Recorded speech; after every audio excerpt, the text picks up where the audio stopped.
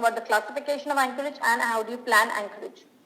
Talking about the definition of anchor, it is very standard definition that is given by Graeber, that is nature and degree of resistance to displacement, which is offered by an anatomic unit for the purpose of effecting tooth movement.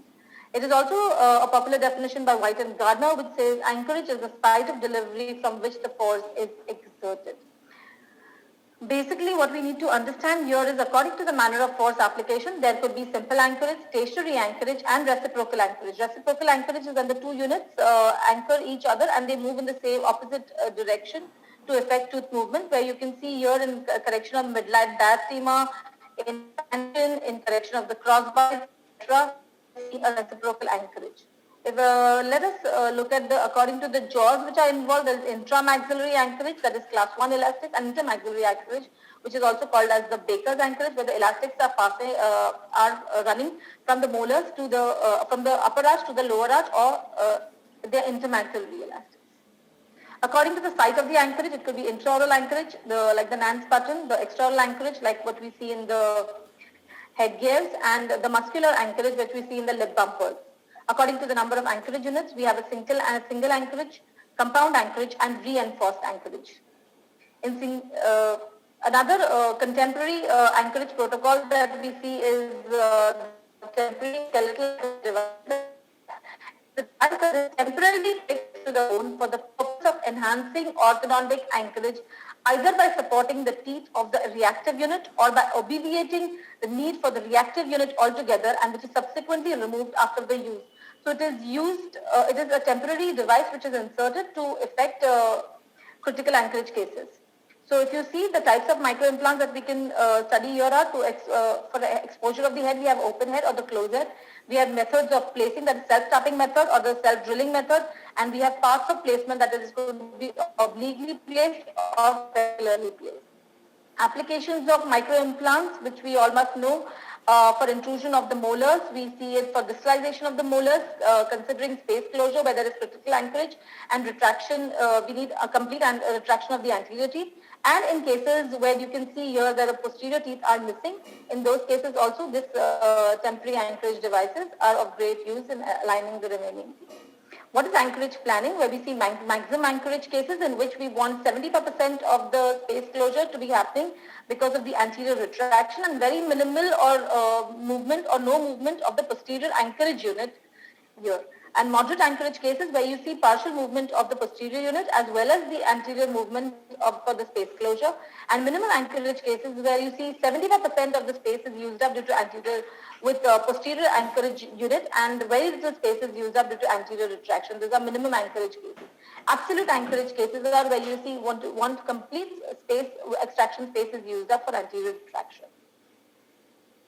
Looking at the anchorage loss in sagittal plane, when we say that we have lost anchorage in 3 planes of space, it could be the sagittal plane, the vertical plane, and the transverse plane. In sagittal plane, we'll see medial movement of the molars and proclination of the anteriors. In vertical plane, we'll see extrusion of the molars or bite deepening during space closures, as we see. And transverse plane, it could be buccal flaring due to overexpanded arch forms and unintentional lingual root drop and or lingual dumping of the molar. These phenomena will signify anchor loss during space closure if there is.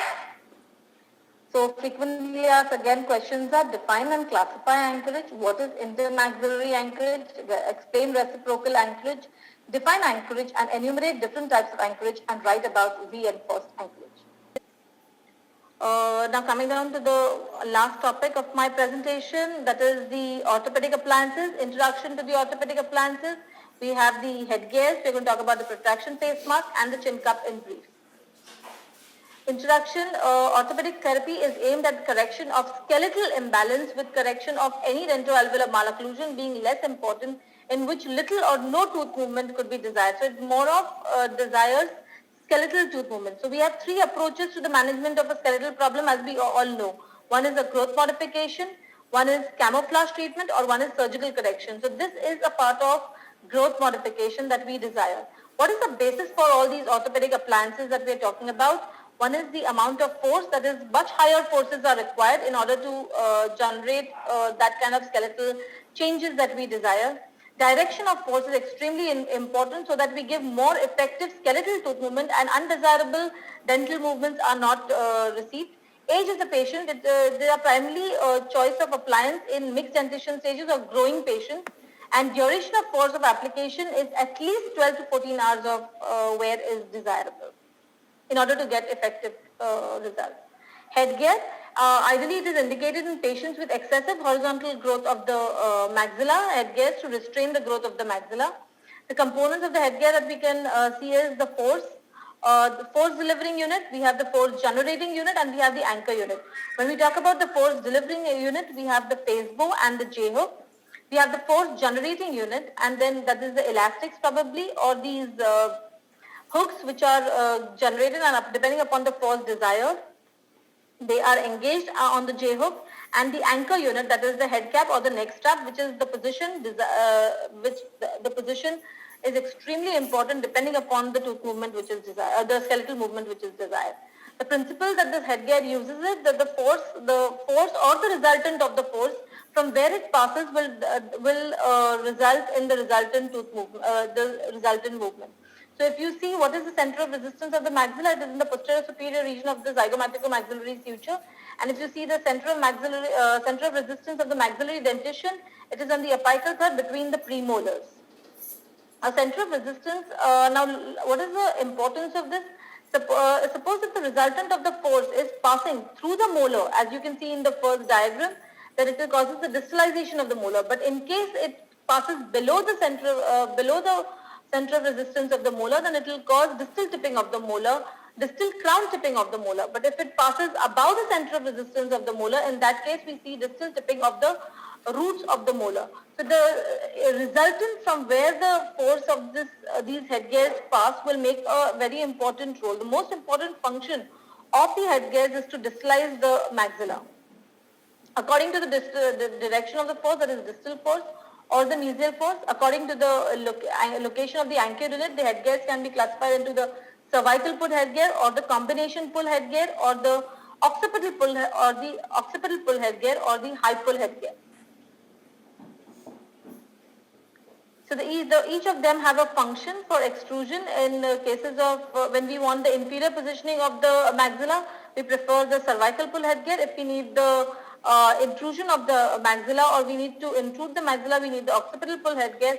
If we need a combination of distalization as well as intrusion, then we prefer a combination pull headgear. What is the protraction mask now? It's another orthopedic appliance which is, we have various types like the Dallaire type and the Petit type. The parts of the face mask are the forehead cap, the metal framework, the elastics, the intraoral appliance, and the chin cup.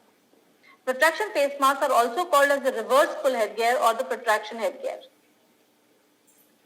Chin cup appliances. Chin cup is an extraoral orthopedic device which is used to restrict the forward and the downward growth of the mandible, as we can see in the following diagram.